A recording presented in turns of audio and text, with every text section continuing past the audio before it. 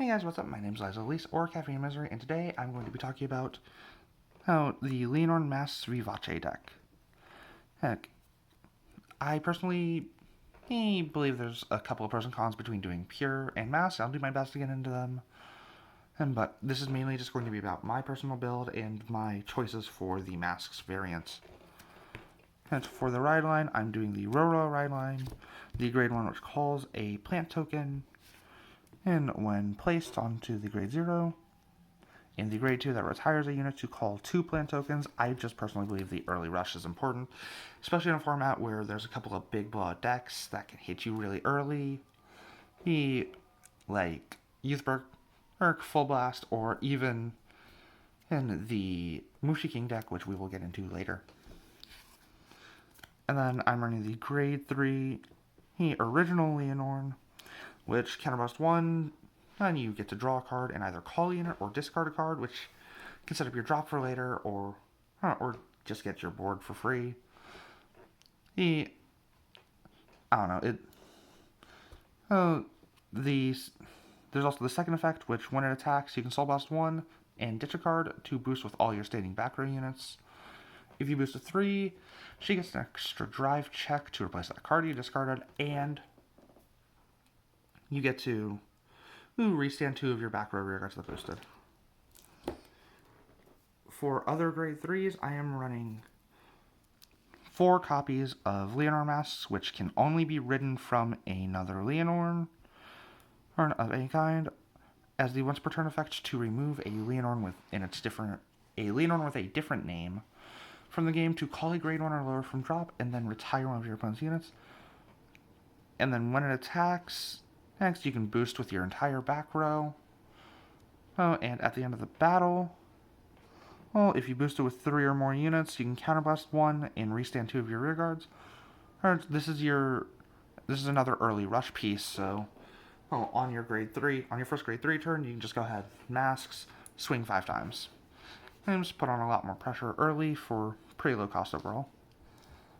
I'm also on only 2 copies of Vivace. Your main win condition is the masks. This is just your big finish to give yourself a very powerful push for game.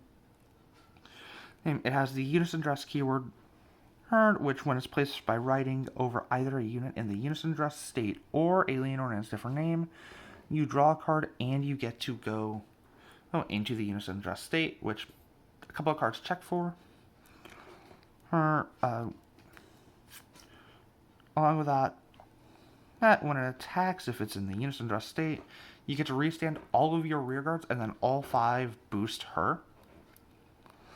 And then at the end of that battle, if she's boosted at least 3 times, you get to counterblast 1 to restand 3 units, which does include the Vanguard, so you can restand her and get a 3rd drive check. Lastly, for grade 3s, I am running 4 copies of Resonance Dragon, which when your Vanguard's been boosted 3 or more times within a turn, gains 5k. And then when at the end of the battle attacks a Vanguard, if you have a Lianorn and you've boosted a total of 5 times within the turn, you can counterblast 1 and put him into soul to restand another rear guard. So he gives you an extra attack. He gives you more resources into your soul, which is very important. And for this deck, and what you can, he gives you an early rush with the Grand March, so you can hit 4 attacks that turn. And he gives Vivace a 7th attack. So he's your main kind of finisher, her early rush piece. He fills both roles very well. Onto the grade 2s, I'm running 2 copies of Leicester Impact Dragon, which during your turn, if you have 2 or more grade 1 or lower rear guards in the back row, it gets to be a booster and gain 5k. And then when it's stood by an ability of a Grandfier or Lianorn, if their power is at least 33,000, you can Soul Blast 1 to draw a card and give him another 5. So he essentially gets to be a big beater and helps you dig through your deck further. Also on 2 copies of Dragon Tree Wretch Depth Aelith, which counterblast 1 Soul Blast 1, places a marker and searches the Mask of Hydrogrum. This is important for getting into your Lianorn masks. From here, I am also on 3 copies of Rosarium Fairy, which can be an early rush piece. By retiring a unit, it gets you 2 more plant tokens. And then when it attacks, if you're on a Lianorn or Granfia Vanguard, she's allowed to copy the power of a back row unit. It does not have to be the unit directly behind her. It can be a different one, so you can give her the power of any of your big boosters in the back that are not directly behind her, on top of her normal power and on top of her boost. And then lastly, for grade 1 units, I am on 4 copies of Rhythm of Joy Alentis, which if your Vanguard's a Lianorn, it gets 2k. Then if it's in the UnisonDress state, she gets 5k instead. And at the end of the turn, if the Vanguard's boosted at least 3 times, so this is going to trigger every turn, you can retire her to draw a card, and then if you don't have a face-up counterblast, she countercharges 1. Onto the orders, I'm running 2 copies of the Mask of Hydrogrum, which checks the top 5 for a Dragon Tree or Mask, and then in drop you can place it into Soul after revealing a Mask and ride that Mask. And if your opponent's on grade 3 or greater, you Persona Ride. And then I'm running the 3 of Mythiarch Habitat. Habitat just checks the top 7 of your deck, calls a unit with the same grade or lower than your Vanguard, but it can also search itself. If it would be called from deck, it goes to hand instead, and it can be selected for use skills like that. And then of course I'm on 3 PGs, 3 of the unit PGs, and the Elementary Sanctitude. I need to talk about that.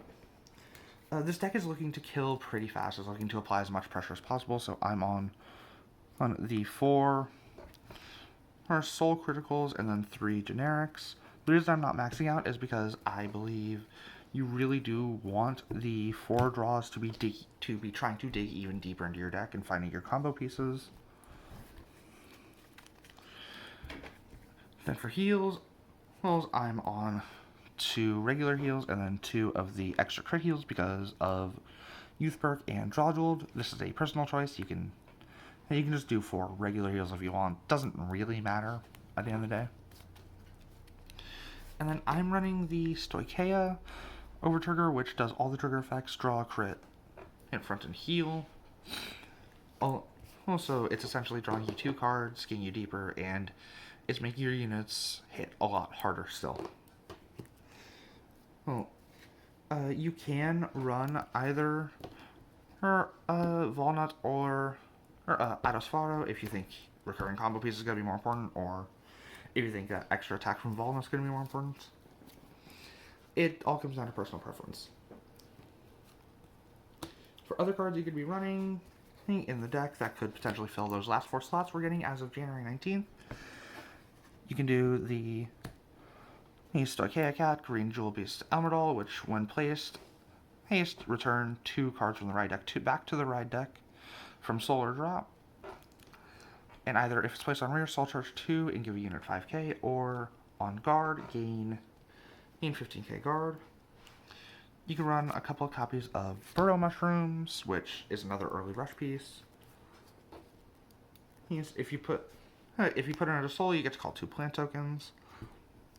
You can run Farming Petal Diantha as another recursion piece for the deck. Same thing with the Command of Death's Restraint. It's another recursion piece. It mills the top card of your deck, and then you call a unit or return a trigger or order. To your hand. Or you can use it to round out ratios like your Rosarium Fairy, your Luster Impact, or your Mythiarch Habitat. And I think that's going to be it for this video. I hope you guys enjoy, and I'll see you next time.